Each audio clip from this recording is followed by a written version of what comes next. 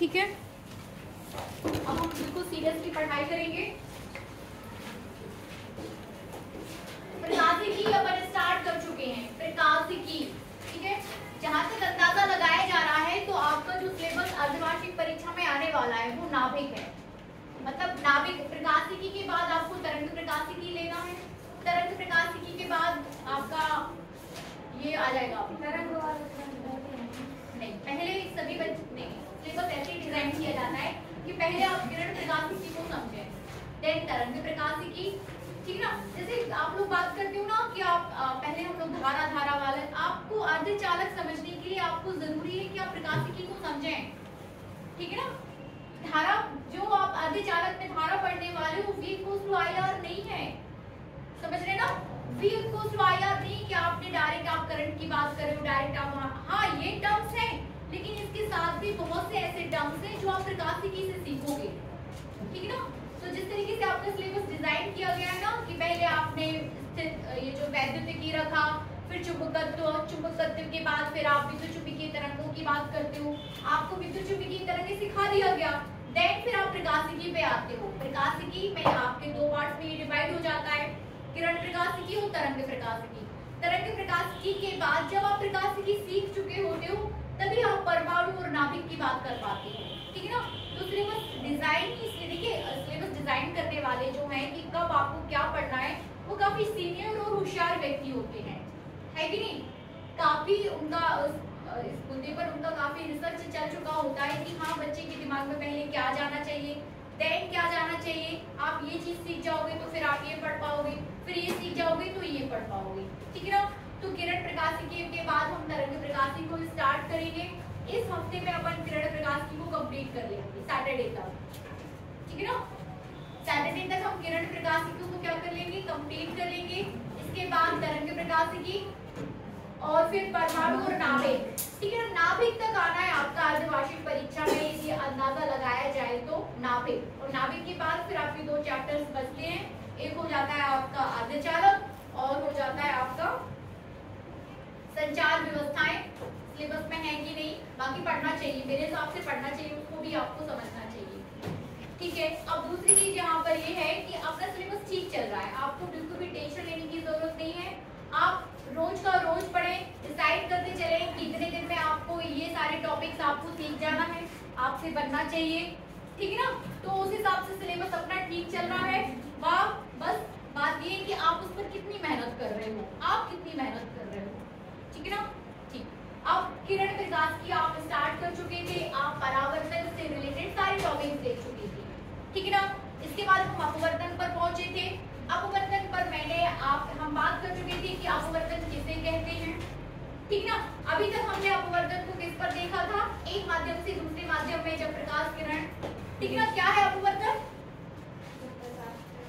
जब प्रकाश किरण एक माध्यम से दूसरे माध्यम में जाती है तो अपने मार्ग से विचलित हो जाती है।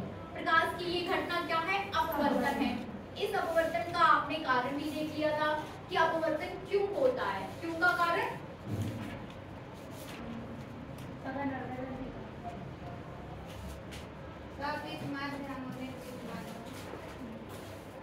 अपवर्तन का कारण था भिन्न भिन्न माध्यमों में प्रकाश की जाल का भिन्न भिन्न होना, ठीक है। इसके बाद आप ये देख चुके थे कि जब प्रकाश किरण सघन माध्यम से विरल माध्यम में जाती है तब क्या होता है, और जब प्रकाश किरण विरल से सघन में जाती है तब क्या होता है। जब प्रकाश सघन माध्यम से विरल माध्यम में जाएगी तो अभिलंब से दूर हट जाती है, और जब प्रकाश किरण विरल से सघन में जाती है तो अभिलंब की ओर झुक जाती है। अब दूर हटना और झुकने का कारण क्या था, ठीक है ना। हर चीज का एक रीजन होता है कि नहीं। ये चीज भी अपन डिस्कस कर चुके थे, ठीक है ना, कि जब सघन से विरल में या विरल से सघन में जाती है तो आपकी प्रकाश किरण जो है एक बार अभिलंब से दूर हट जाती है और एक बार अभिलंब से क्या थी, झुक जाती है। ये आपके पास सघन माध्यम है, ये हो जाएगा विरल। फिर यहाँ पर आप विरल देख लो और ये हो जाएगा सघन, ठीक है ना। जब सघन से विरल में जाती है तो अभिलंब से दूर हट जाती है, ठीक है ना। और जब विरल में आती है तो अभिलंब की ओर झुक जाती है, ठीक है ना। ये आपका अपवर्तन कोण है, ये आपका आपतन कोण है, ये अपवर्तन कोण है, ठीक है ना। सेम चीज यहाँ पर आई हो जाएगा और ये आर हो जाएगा, ठीक है ना। कारण क्या है, आप सिद्ध कर चुके हो कि म्यू इक्वल टू हो जाता है sine I by sine R. इस रिलेशन से आप सिद्ध कर चुके हो कि जब सदन से विरल में जाती है तो I is less than are. जब आर का मान, ये प्रूव कर चुके हैं अपन, ठीक है ना। जब आर का मान बढ़ रहा है, ठीक है ना। झुक जाना और दूर हट जाने का मतलब है, यहाँ दूर हट जाने का मतलब है आर के मान का बढ़ जाना, ठीक है ना।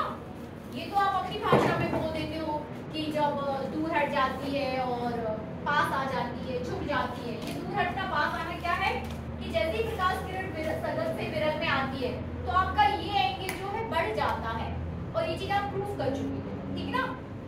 स्नेल्स लॉ से ये चीज आप क्या कर चुके हो, प्रूफ कर चुके हो। तो यहाँ पर आपका आई लेस देन आर हो जाता है। आर के मान का बढ़ना ही क्या है, दूर हट जाना। बढ़ने का मतलब क्या है, दूर हटना, और झुकने का मतलब क्या है कि अब आई आपका इज ग्रेटर देन आर हो जाएगा। आर का मान यहाँ पे क्या हो जाता है, कम। ऑब्जेक्टिव में आपसे पूछा जा सकता है विच रिलेशन इज फॉर सदन एंड विरल, कौन सा रिलेशन आपका सदन और विरल में लगेगा, आप बता सकते हो। जब आपसे नहीं पूछा जा रहा, ठीक है। ऑब्जेक्टिव अभी देखिए, अभी आपसे ऑब्जेक्टिव प्रकाश किरण का सदन से विरल में आना, आपको ऑब्जेक्टिव दे दिए गए। झुक जाना, कोई परिवर्तन नहीं, बढ़ जाना मतलब दूर हट जाना, और एक और कोई दे दिया, ये वर्ड्स में हो गया। अब यदि आपको और अच्छे से पेपर को डिजाइन करना है तो वर्ड्स में ना देके आपसे ये दे दिए जा सकते हैं। तो यहाँ से भी आपको अब अंदाजा लगाना है कि दूर हटने का मतलब क्या है, पास आने का मतलब क्या है, ठीक है ना। तो दूर हटने का मतलब आर के मान का बढ़ जाना, पास आने का मतलब आर के मान का कम जाना बनेगा। इस तरीके से भी ऑब्जेक्टिव आपसे पूछी जा सकती है। तो ये चीजें अभी तो हमने क्या की, रिवाइज की। काफी दिनों से हम आपसे मिले नहीं हैं, तो ये भी हमने क्या किया, रिवाइज किया है कि अभी तक आप जो चीजें पढ़ चुके हो। अब हम बात करेंगे, अपवर्तन आप समझ चुके हो, ठीक है ना। अब हम बात करेंगे क्रांतिक कोण की, ठीक है ना। इसको भी बहुत ध्यान से सीखिए। क्रांतिक कोण, ये साफ कर दूं मैं। देखिए, क्रांतिक कोण पढ़ने के पहले आपको चाहिए कि आप आई और आर को समझो कि अभिलंब और आपतित किरण के बीच जो कोण बनेगा वो आपतन कोण है कि नहीं। कौन सा कोण है, आपतन। And that is denoted by I. याद करो इसको, याद करो क्या इसको, मतलब समझ जाइए कि आई क्या है। तो हमें कंफ्यूज नहीं होना है, आपको इससे एंगल नहीं बनाना है, हमेशा अभिलंब से एंगल बनाना है। किससे बनाना है, अभिलंब से।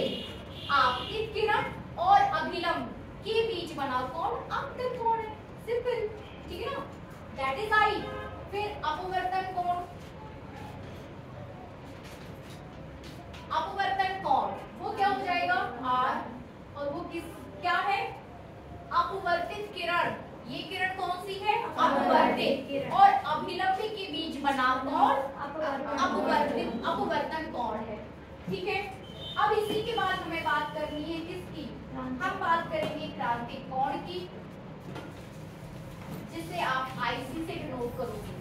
और जब आप क्रांतिक कोण को समझ चुके होंगे तो फिर हम बात करेंगे पूर्ण आंतरिक परावर्तन की, ठीक है ना। किसकी बात करेंगे, पूर्ण आंतरिक परावर्तन। ये आप समझ रहे हो, अभिलंब से दूर हट जाती, अभिलंब से दूर हट जाती, ये कॉन्सेप्ट हमें लेके चलना है, समझ रहे ना। जब प्रकाश किरण सदन माध्यम से विरल माध्यम में प्रवेश करती है तो प्रकाश किरण अभिलंब से दूर हट जाती है, ठीक है ना। तो इससे क्या पता चल रहा है, यदि आप इस आई को बढ़ाओगे तो ये इसकी ओर जाएगा, जाएगा ना, जाएगा कि नहीं।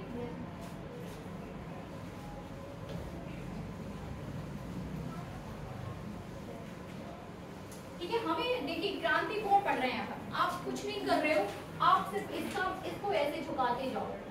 हम इसको क्या कर रहे हैं, झुका रहे हैं। ऐसी कल्पना कर पा रहे हैं आप, या भी आपने सपोज ये आपका 40 पे आपने इसको झुकाया, अब आपको 40 से बढ़ाना है, ठीक है ना। तो ये एक आप इधर करो, फिर एक और करो और फिर एक, ये अभिलंब पे डाला, एक अभिलंब आप यहाँ पे भी डाल दो और एक यहाँ पे। क्या करना है आपको? आपको कुछ नहीं करना, आपको आपतन कोण का मान बढ़ाते जाना है। क्या करना है? आपतन कोण का मान बढ़ाते जाना है। बढ़ा देते हैं। अभी आपने सपोज कितने पर आपका आपतन कोण है? 40 पर, ठीक है ना? तो ये आपकी दूर हट रही है किरण। अब आपने आपतन कोण का मान बढ़ा दिया, ठीक है ना? तो अब आपकी, अब ये एंगल बढ़ेगा, ये बढ़ेगा मतलब ये इसकी ओर जाएगा, जाएगा ना? तो ये समझ लीजिए ये हो गया, सीधी जाएगी, ठीक है ना? ये एक बार फिर आपने बढ़ा दिया, सपोज आपने यहाँ बढ़ा दिया, ठीक है ना? और बढ़ा दिया, 40 से 50 किया, 50 से 60 किया, ठीक है ना? अब आपकी किरण ऐसे झुक गई इधर, ठीक है ना? तो ये आपका, अब ये आई है, यहाँ पर भी आई है, ठीक है ना? और अब आपका, आपको बताइए अपवर्तन कोण किस किस के साथ बनेगा? अभिलंब और अपवर्तित किरण के बीच, ठीक है ना? अभिलंब और अपवर्तित किरण के बीच। अब आपका अपवर्तन कोण कितनी डिग्री का होगा? 90 डिग्री का हो गया ना? अपवर्तन कोण कितने का हो गया? 90 डिग्री का। तो आपतन कोण का वह मान, समझ रहे हैं ना? परिभाषित किसको करना है? आपतन कोण को, ठीक है ना? क्रांति कोण को आपतन कोण बोलना है आपको, ठीक है? तो आपतन कोण का वह मान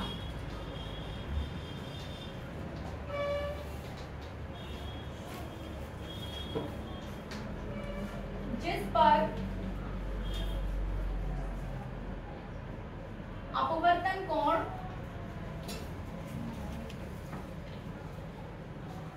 आपको कितने मिल जाए? 90 डिग्री मिल जाए।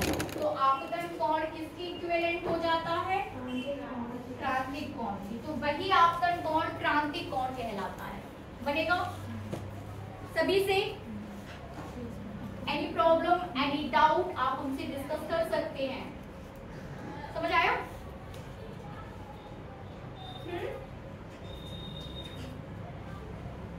अभिलंब और किरण के बीच का एंगल, अभिलंब और अपवर्तित किरण के बीच ही एंगल बनेगा, ठीक है ना? अब आपका अपवर्तन कोण कितनी डिग्री का हो गया? 90 डिग्री का, ठीक है ना?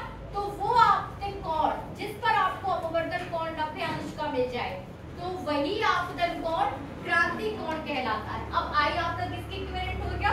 IC के बनेगा। अगर अपन ने आपतन कोण 90 डिग्री का कर दिया फिर कैसा? ये पूरा आपतित कोण यदि आपका 90 डिग्री का है तो आपकी जो अपवर्तित किरण है वो सीधी निकल जाएगी, ठीक है ना? आप ये बोल रहे हो ना कि आपतित किरण को यदि 90 डिग्री कर दिया जाए, ये बोल रहे हो ना? ये 180 पर घुमा दिया, इसको पूरा 90 पे कर दिया जाए। इसको, हाँ, इसको ऐसा डाल दो, नीचे डाल दें। हाँ, 180 इसको 180 हाँ। तो ये ऐसे निकल जाएगी, सीधे निकल जाएगी। नहीं, आपका अभिलंब आप ऐसे डाल रहे हो, लेकिन आपको देखिए अभिलंब कहाँ है आपका? अभिलंब पे ना 90 डिग्री, मतलब आप ये कह रहे हो कि यदि आपतन कोण 90 अंश का हो जाए तो भी आपकी किरण जो है वो सीधे निकल जाएगी। किसी भी किरण को यदि आप किसी पर भी, चाहे समतल दर्पण पे, चाहे आप किस पे डाल दो, चाहे समतल दर्पण पे, चाहे आप उसको किसी भी दर्पण पे, किसी भी माध्यम में, यदि कोई भी प्रकाश किरण अभिलंबवत आपतित होती है, कैसे आपतित हो रही है? अभिलंबवत आपतित होती है, तो वो किरण सीधे निकल जाती है। और अभी सीधी तो यही तो आपका डिफरेंस है ना कि किसी एक एंगल पर भी सीधी नहीं जा रही है, ये जा रही है आपकी 90 डिग्री पर झुकी हुई, ठीक है ना? ये जा रही है आपकी 90 डिग्री पर झुकी हुई। यदि आप उसको यहाँ पर रिलेशन कुछ और है, लेकिन आप इसको अभिलंबवत आपतित करोगे, ठीक है? ये है अभिलंब आपका, ये अभिलंब नहीं है। नहीं तो मैम अगर अपन इसको बढ़ाते पूरा, लेकिन एक कंडीशन आपकी ऐसी आती है कि जब आपने प्रकाश किरण को, मतलब अंदर नहीं इसके बाद की यदि अपन बात करें, नहीं एक तो आपकी कंडीशन देखो, एक तो कंडीशन आपकी ये है, हाँ ये क्लियर है कि आपने किया अपवर्तित हो गई, आपने किया अभिलंब से झुक गई, आपने किया और ये ऐसे चली गई। फिर एक कंडीशन आएगी जब आप इसको और कम कर दोगे तो आपकी किरण जो है इसी माध्यम में वापस लौट जाती है, जिस माध्यम से आई थी। परावर्तन। हाँ, ये इसे बोलेंगे पूर्ण आंतरिक परावर्तन, ठीक है ना? क्या बोलेंगे? पूर्ण आंतरिक परावर्तन। मतलब जब आप इसको सीख चुके होगे तो फिर आप इस पे जाओगे। एंगल आपको अभिलंब से देखना है, ये आपके पास अभिलंब है, ठीक है ना?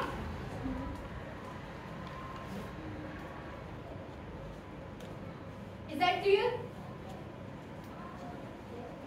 आप ये कह रहे हो कि इसके साथ यदि डाल दी तो ये बोल रही है कि इसको यदि हम एक साथ और झुका दें, हाँ फिर तो इसका क्या होगा? मतलब ये चीज उसको जाएगी नहीं फिर? ये तो फिर इस ऊपर बार चले चले जाएगी जाएगी ना। इसके बाद देखिए क्रांति कोण के जस्ट बाद आपको क्रांति कोण मिल गया कि क्रांति कोण पर जो है आपकी अपवर्तित किरण क्या है 90 डिग्री पे जाएगी। अब जैसे ही आप क्रांति कोण का मान बढ़ाओगे, बात समझ रहे हैं ना?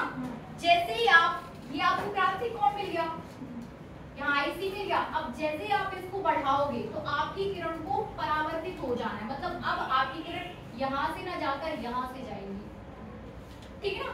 तो जैसे जैसे आप बढ़ाओगे तो यहाँ जाएगी, जब आप यहाँ करोगे तो फिर वो यहाँ कहीं जाएगी। माध्यम यदि माध्यम आपने फिक्स है सघन विरल, सघन विरल, जैसे ही आप आईसी से आगे बढ़ोगे, बात समझ में आ रही ना? जैसे ही आप आईसी से आगे बढ़ोगे तो प्रकाश किरण क्या है उसी माध्यम में परावर्तित हो जाएगी। तो ये वाली कंडीशन आपकी किसकी है? पूर्ण आंतरिक परावर्तन की, ठीक है ना? किसकी है? पूर्ण आंतरिक परावर्तन की। तो जैसे ही आप, है ना? Is that clear? इसके बाद का क्या टॉपिक है? अब हमें देखना है अपवर्तनांक और क्रांति कोण में संबंध। हेडिंग कीजिए, इस पर और डिस्कस करना है क्या? खुशबू, जैसे आप क्रांति कोण से और उस एंगल को नीचे झुका दोगे अब आपको वो पूर्ण परावर्तन हो जाएगी। अब उसके बाद की बात है, ठीक है ना? और एक कॉन्सेप्ट आपका ये भी है कि यदि आप 90 डिग्री पर जाते हो तो 90 डिग्री पर ही वो सीधी निकल जाती है, अभी लंबवत आपतित करने पर वो सीधी निकल जाती है। ये कॉन्सेप्ट माध्यम को कोई इफेक्ट नहीं करेगा उसका और लंबवत नहीं। और ये अभी लंबवत आपका माध्यम, ये एक और कंडीशन होती है μ1 = μ2।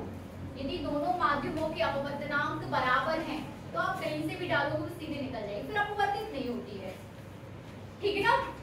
यदि दोनों माध्यमों के अपवर्तनांक कैसे हैं? बराबर हैं। इफ μ1 = μ2 तो आपकी प्रकाश किरण जो है अपवर्तित नहीं होगी, मतलब अपने मार्ग से विचलित नहीं होगी।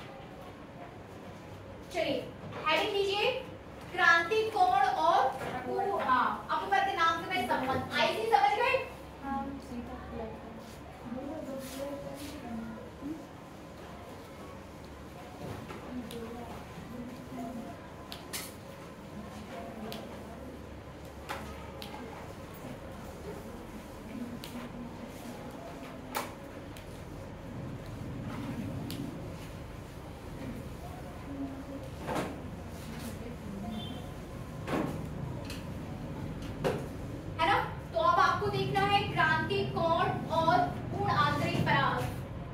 अपवर्तनांक में संबंध, इट मींस आईसी और म्यू में संबंध।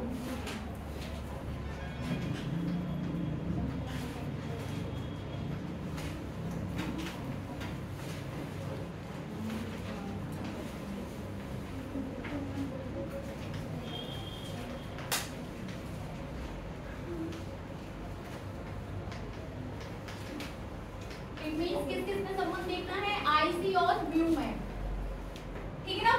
आईसी क्रांति कोण और म्यू में। तो फिर वही, जब भी आप क्रांति कोण की बात कर रहे हो तो आपको क्रांति कोण की कंडीशन अपने चित्र में दिखानी होगी। बना लीजिए चित्र, बना के दिखाइए। क्रांति कोण की कंडीशन वाला चित्र बनाइए।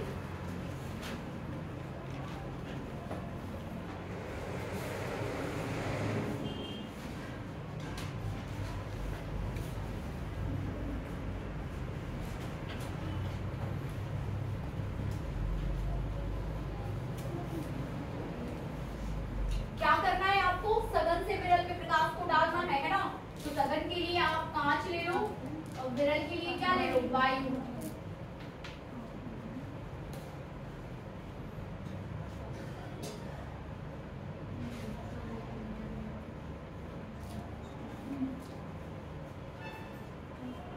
ये किरण, ये एंगल आपका IC कब होगा, I इक्वल्स टू IC, जब ये किरण यहीं के यहीं क्या हो जाए, अपवर्तित हो जाए, ठीक है ना। तो ये एंगल आपका क्या हो जाएगा, यहाँ पर I इक्वल्स टू IC हो जाएगा, तो R इक्वल्स टू कितना हो जाएगा, वेरी गुड, 90 डिग्री, ठीक है ना। I equals to IC, then तो आने समझ आ रहा है, देन R इक्वल्स टू कितना हो जाएगा, 90। आप चित्र को नामांकित कर दीजिए, बनाना चाहिए आपको, ये एरो बनाना चाहिए, यहाँ पर भी आपको एरो दिखाना चाहिए, ठीक है ना।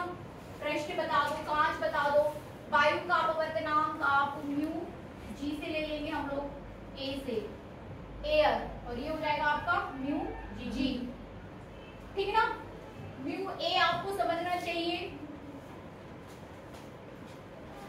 म्यू ए म्यू जी, ये हो जाएगा आपका वायु में अपवर्तनांक या वायु का अपवर्तनांक, ठीक है ना। अपवर्तनांक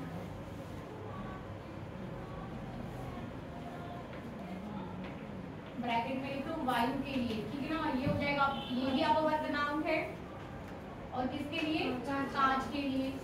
और क्या बता सकते हो आप, आपको बताना चाहिए कि आपके पास ए बी अपवर्तित किरण है, आपतित किरण है, BC आपकी क्या हो जाएगी, अपवर्तित किरण, AB बता दो, BC बता दो, ठीक है ना।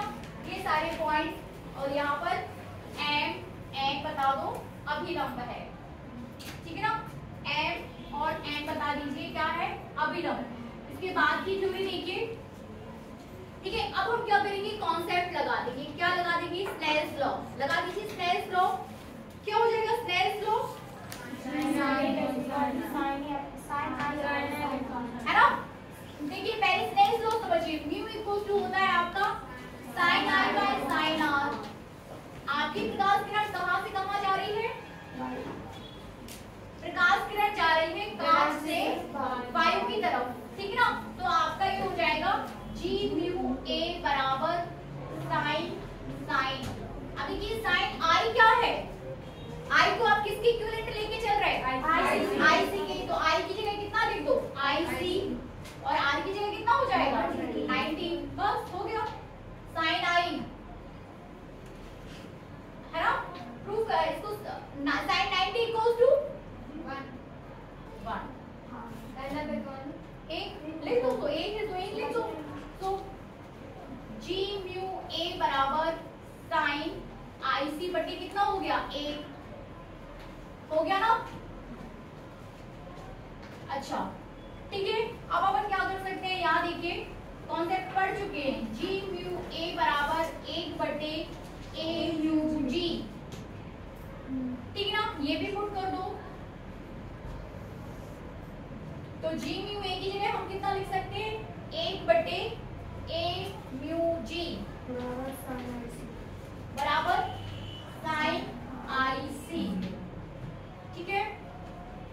तो G म्यू A बराबर कितना हो जाएगा, A mu G equal to 1 बटे sin IC, और 1 बटे sin IC equal to cosec। Very good, कर दीजिए, है ना।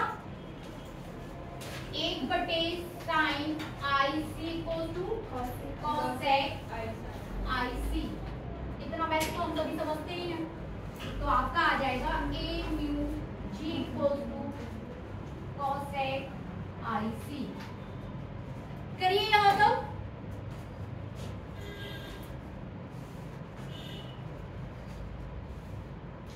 ठीक है।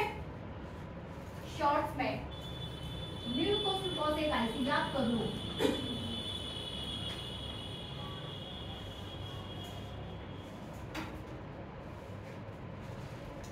बनेगा सभी से।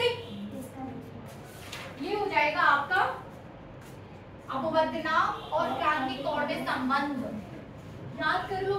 अभी नहीं पूछा जाता है इससे, इसके ऊपर जब आप 12 के ऊपर कॉम्पिटिटिव एग्जाम्स देते हैं ना, तभी फंस जाता है। इस पर बेस्ड न्यूमेरिकल्स पूछ लेते हैं। Mu equals to cosec IC, ठीक है ना। Mu equals to cosec IC, आपको अपवर्तनांक दे दिया जाएगा, क्रांतिक कोण निकालिए। आपको क्रांतिक कोण दे दिया जाए तो अपवर्तनांक निकालना है तो आप निकाल सकते हो, आपके पास सूत्र है, बनेगा।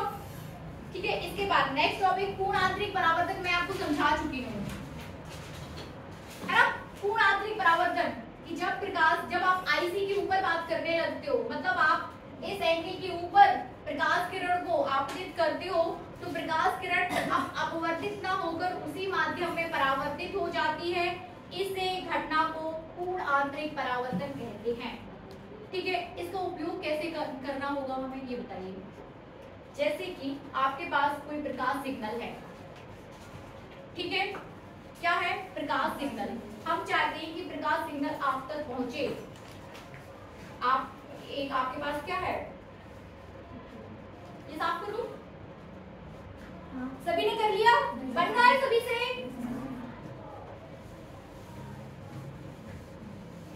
पूछ लिया जाता है ये 2 नंबर में।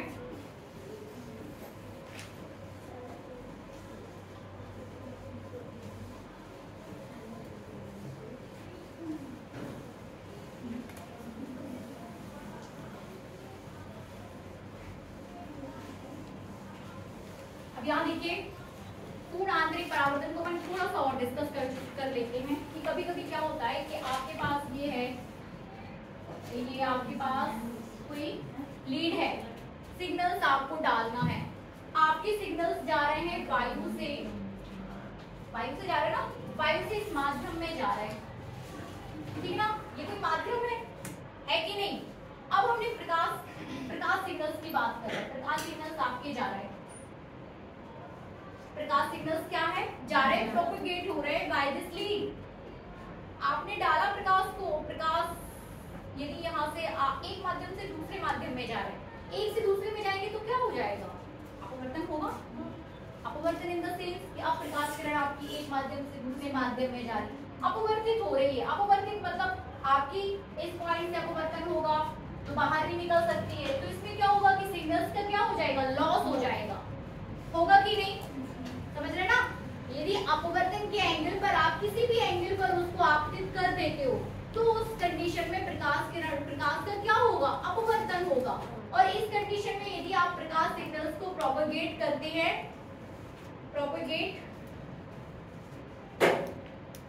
यदि आपके प्रकाश जो है गतिमान है यहाँ पे, तो प्रकाश आपका अपवर्तित होगा और अपवर्तन की घटना में प्रकाश सिग्नल्स का लॉस होगा कि नहीं। अब आपको चाहिए कि आप उसको किसी ऐसे एंगल्स पर आपतित करें कि प्रकाश किरण यहाँ जाए, परावर्तित हो जाए, यहाँ जाए, यहाँ जाए, यहाँ जाए, यहाँ जाए, यहाँ जाए और आपके डेस्टिनेशन तक पहुंच जाए। मतलब प्रकाश किरण का यदि आप इसको पूर्ण आंतरिक परावर्तन पर करा रहे हैं तो प्रकाश आपका बिना किसी लॉस के आपके डेस्टिनेशन तक पहुंच जाएगा। तो ये क्या है आपका प्रकाश के पूर्ण आंतरिक परावर्तन का उपयोग, उसका एप्लीकेशन, क्यों हमारे लिए जरूरी है, ठीक है ना। परावर्तन अभी तक तो हम देख रहे थे कि परावर्तन आपका सिर्फ समतल दर्पण से होता है कि आपने प्रकाश किरण को डाला और उसी माध्यम में वापस लौट गया। मतलब परावर्तन तभी आपका हो रहा था जब आपके पास सिर्फ एक माध्यम था, लेकिन आप परावर्तन यहाँ भी करा रहे हो जब आपके पास कैसे है, 2 माध्यम है। आपने वायु से इसमें डाला है, इसके, ठीक है ना, इस लीड में, ठीक है ना। और जो आपकी जो लीड ये पूर्ण आंतरिक परावर्तन की घटना को दिखा देती है, ये ऑप्टिकल फाइबर्स होते हैं, प्रकाश तंतु, प्रत्येक चीज नहीं दिखाती है, ठीक है ना। तो ऐसा कोई एंगल आपको पकड़ना है जहां पर प्रकाश किरण अपवर्तित ना होकर फिर वापस लौट आए, तो इससे क्या होगा, बिना किसी लॉस के प्रकाश किरण आपका डेस्टिनेशन तक पहुंच जाएगा। बोलिए।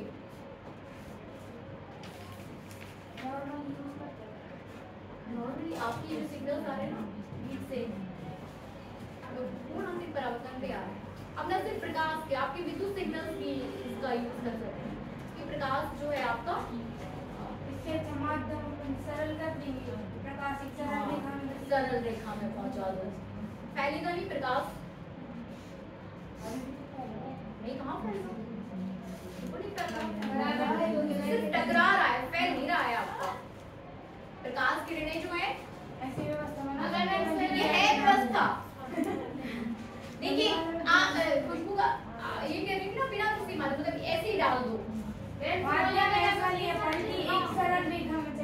आ जाए प्रकाश। देखिए होता क्या है खुशबू कि ऐसा आप ये चीज पॉसिबल नहीं है कि आपकी लीड एकदम सीधी हो, है ना, और आपने ये प्रकाश डाला और हाँ जा रहे थे। ये चीज टफ है।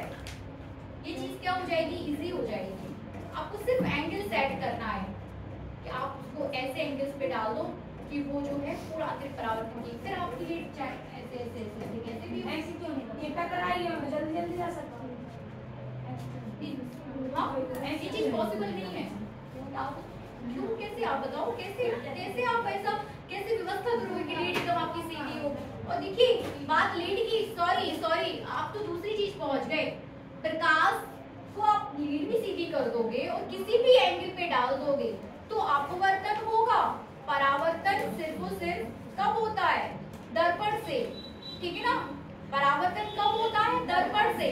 जब प्रकाश किरण एक माध्यम से दूसरे माध्यम में प्रवेश करती हैं तो प्रकाश किरण विचलित हो जाती हैं, ठीक है ना।